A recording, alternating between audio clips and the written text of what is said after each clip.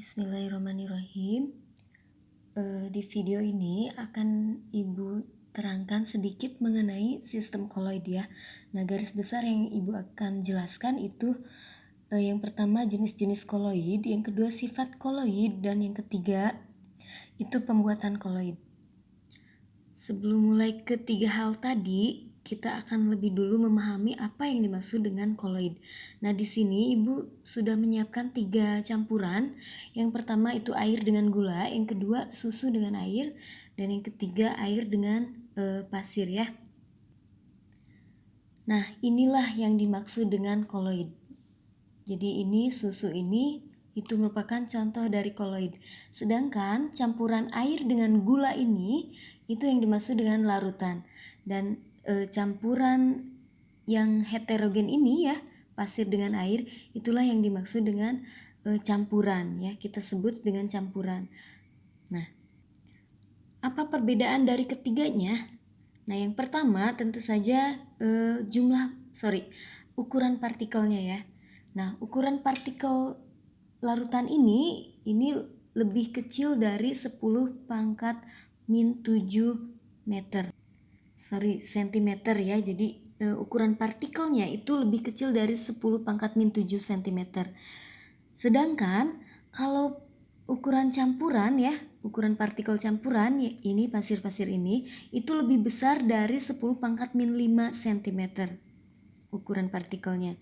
Sedangkan ukuran koloid itu ada di antara rentang larutan dan campuran, yaitu 10 pangkat min 7 sampai 10 pangkat min 5 cm. Nah, itu yang pertama, perbedaan ukuran partikel. Nah, yang kedua, dilihat dari tampilannya, kalau larutan itu jernih, kalau koloid itu keruh. Nah, kalau suspensi itu jelas ya, berbeda sekali ya tampilannya. Secara fisik itu ada 2 fasa yang terpisah. Nah, berbicara tentang fasa, kalau larutan itu fasanya itu satu fasa, terlihat homogen di semua bagian. Di atas, di tengah maupun di bawah itu fasanya terlihat sama. Nah, koloid juga sama, terlihat satu fasa ya, homogen. Sedangkan campuran itu terlihat 2 fasa. Jadi ada Ada ini yang padatan, ada yang cairan ya. Lalu larutan itu tidak dapat disaring. Sama halnya dengan koloid itu tidak dapat disaring. Sedangkan campuran ini dapat disaring, jadi dapat dipisahkan ya. Lalu sifat yang selanjutnya itu larutan dan koloid itu tidak memisah walaupun didiamkan. Jadi ini tidak memisah ya. Sedangkan campuran itu memisah ya. Ini saja sudah terlihat ya bahwa larutan pasir itu berada di bawah, terpisah ya. Nah, jadi kenapa dia terpisah? Karena jelas sekali karena ukuran partikelnya besar sehingga tertarik gaya gravitasi sehingga memisah ya. Nah, ukuran partikel koloid karena dia kecil, jadi dia dapat dia ukurannya kecil dan juga memiliki gaya yang dapat menolak gaya gravitasi. Oke, sifat yang selanjutnya itu saja ya sifat-sifat dari koloid. Nah, ini ringkasan dari sifat-sifatnya, bisa kalian lihat di buku. Nah, kalau dalam sistem larutan ini ada yang namanya pelarut dan terlarut. Kalau dalam koloid itu namanya terdispersi dan pendispersi. Jadi sama seperti larutan ya, kurang lebih. Kalau pelarut itu namanya pendispersi, kalau terlarut itu terdispersi. Nah, pendispersi itu merupakan fase medium, itu adalah zat yang mempunyai fase yang tetap pada sistem koloidnya dan sifatnya itu kontinu. Nanti kita bahas ya di jenis-jenis koloid. Nah, ini contoh dari jenis-jenis koloid ya. Ada yang namanya sol. Sol itu koloid dengan zat terdispersinya berupa padat.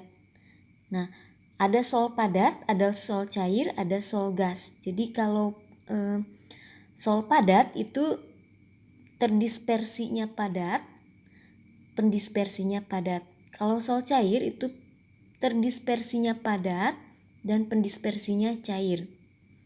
Sol gas itu pendispersinya gas dan terdispersinya padat ya. Nah, contoh sol gas itu asap dan debu.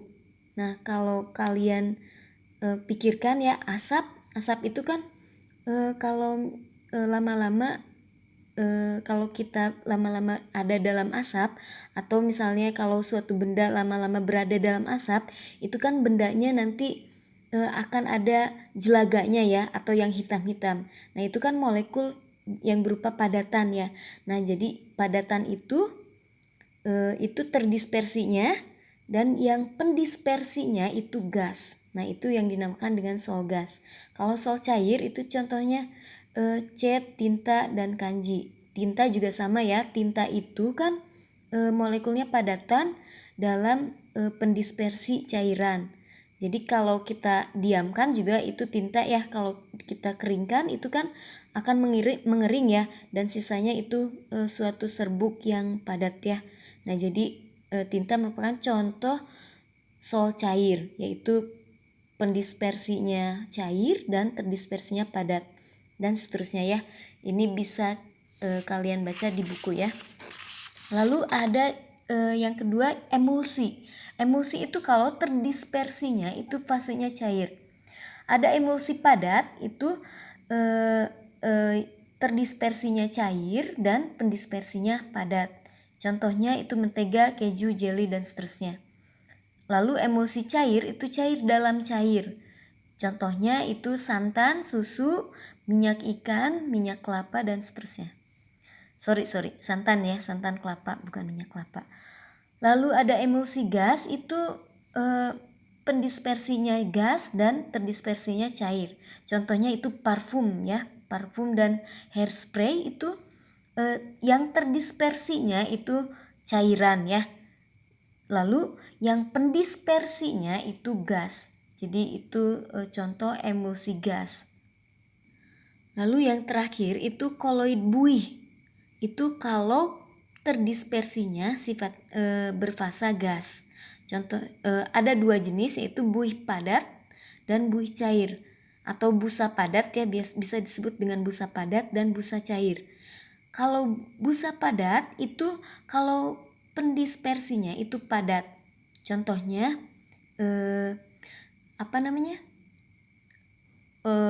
SpongeBob itu spons ya, atau busa pada jok mobil dan batu apung. Itu kan pendispersinya itu padatan ya, dan terdispersinya yang diantaranya itu gas-gas ya. Nah, kalau diilustrasikan busa itu seperti ini ya. Jadi ini rongga-rongga udara, ini kan isinya gas ya. Dan yang ini, yang busa-busanya itu padat. Jadi pendispersinya padat dan terdispersinya gas, itu namanya busa padat. Nah, kalau busa cair itu buih ya. Contohnya buih yang ada di lautan itu namanya buih ya. Lanjut ke sifat-sifat koloid. Itu yang pertama ada efek Tyndall. Efek Tyndall itu penghamburan partikel cahaya oleh penghamburan cahaya oleh partikel koloid. Oke, kita lihat ya bagaimana efeknya penghamburan cahaya dalam dua larutan ini ya. Dalam larutan dan koloid ini ya. Tapi yang akan kita pakai larutannya ini ya untuk percobaan, karena ini lebih besar. Kita anggap yang atas larutannya ya, tanpa pasir. Nah, ini saat partikel susu itu disinari oleh satu berkas cahaya. Nah, ini terlihatnya putih semua ya, karena partikel-partikel koloid itu saling menghamburkan dan memantulkan cahaya yang lewat ya. Nah, itu tadi penghamburan cahaya oleh partikel koloid ya. Nah, tadi susunya Ibu pindahkan ke sedikit ke gelas ini ya, karena untuk lebih memudahkan. Dan untuk percobaan yang perbedaan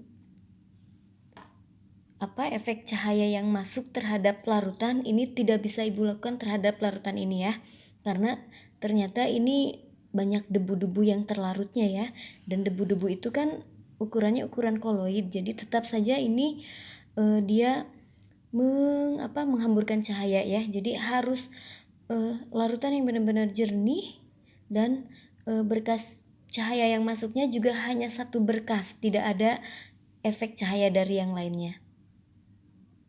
Oke, bagan percobaannya seperti ini ya. Jadi ini ketika disinari cahaya, kalau larutan itu lurus saja masuk cahayanya.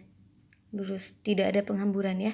Tapi kalau partikel koloid itu disebarkan ke segala arah sehingga menjadi terang ya. Nah, contohnya kalau misalnya di malam hari ada cahaya, itu akan tampak lebih terang kalau misalnya ada kabut atau ada debu. Nah, lalu sifat koloid yang berikutnya itu gerak Brown. Gerak Brown ini merupakan gerak acak partikel koloid atau gerak zigzag partikel koloid ya. Jadi ini partikel koloid itu bergerak secara zigzag, itu namanya gerak Brown. Nah, ini yang menstabilkan koloid.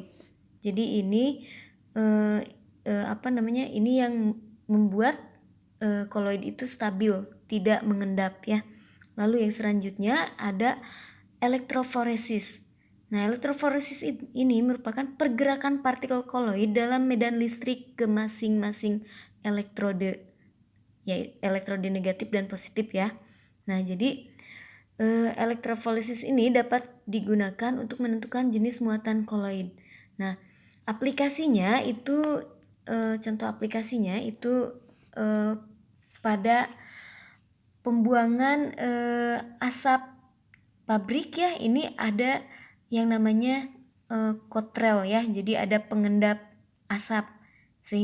Nah, pengendap asap ini gunanya untuk memisahkan partikel koloid dia, jadi dia akan bergerak ke kutub positif dan negatifnya masing-masing, sehingga zat buangan asapnya itu akan mengendap ya, yang asap yang padatannya.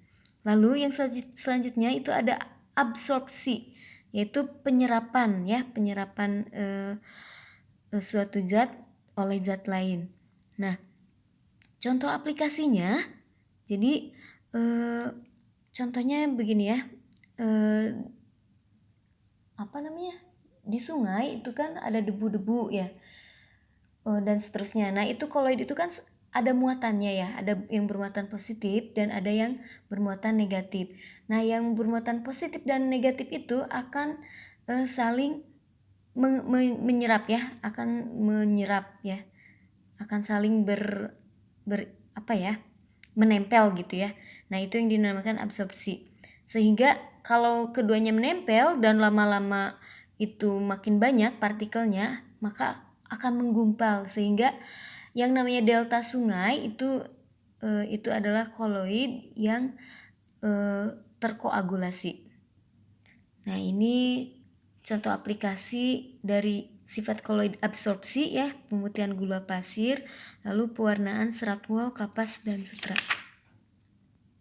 Lalu penjernihan air ya, sama seperti halnya tadi pembentukan delta muara sungai ya, ada absorpsi koloid yang positif dengan negatif sehingga lama-lama menjadi gumpalan sehingga mengendap ya, sama ini juga yang terjadi dalam penjernihan air. Lalu obat sakit perut itu juga menyerap racun ya. Nah, itu sifat absorpsi dari koloid dan seterusnya.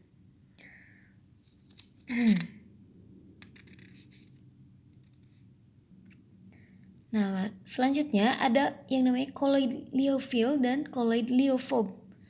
Liofil itu sol yang zat terdispersinya akan menarik dan mengabsorpsi molekul mediumnya. Sedangkan liofob adalah sol zat yang terdispersinya tidak menarik dan mengabsorpsi molekul mediumnya.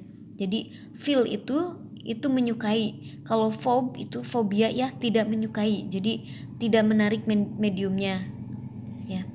Nah, contoh koloid kalau misalnya mediumnya itu air ya, itu namanya hidrofil dan hidrophob. Jadi diganti ya, yang tadinya liofil dan liophob itu diganti istilahnya jadi hidrofil dan hidrophob. Contohnya hidrofil itu kanji, kanji itu lem ya, lem kertas, protein, sabun, agar-agar, deterjen dan seterusnya. Lalu koloid hidrophob itu sol sulfida, logam, sol belerang, dan sol FeOH3. Nah, ada lagi yang namanya dialisis. Dialisis itu penghilangan ion-ion pengganggu dengan cara menyaring menggunakan membran atau selaput semi permeable. Nah, contohnya itu aplikasinya dalam cuci darah ya. Nah, ini contoh dialisis. Lalu di sini ada pembuatan sistem koloid. Ada yang pertama sistem kondensasi. Kondensasi itu pembuatan pembuatan koloid dari partikel kecil menjadi partikel koloid. Contohnya itu pembuatan agar-agar ya. Dari partikel kecil, air dan agar-agarnya itu menjadi gumpalan ya, agar-agar. Lalu di sini ada contoh contoh pembuatan koloid dengan kondensasi, dan yang terakhir itu